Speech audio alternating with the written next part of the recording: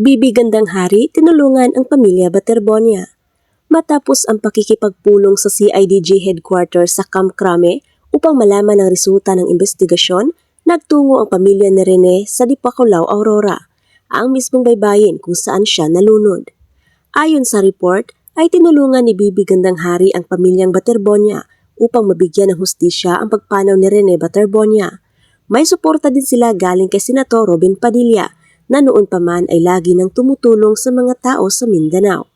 Makikita din na kinausap nila ang pamunuan sa Baler, Aurora upang magkaroon ng linaw kung ano ang tunay na nangyari sa anak base sa mga taong sumagip sa kanya sa nasabing lugar.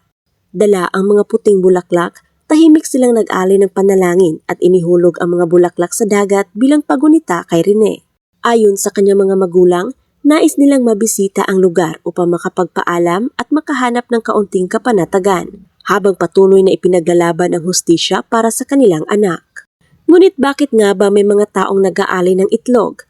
Sa iba't ibang paniniwala at tradisyon, ang itlog ay sumisimbolo ng buhay, pag-asa at bagong simula. Kaya naman ginagamit ito bilang bahagi ng panalangin o pagunita sa mga yumao. Sa ilang pagkakataon, iniaalay rin ito bilang simbolo ng paggalang at paghingi ng kapayapaan para sa mga naapektuhan ng isang trahedya.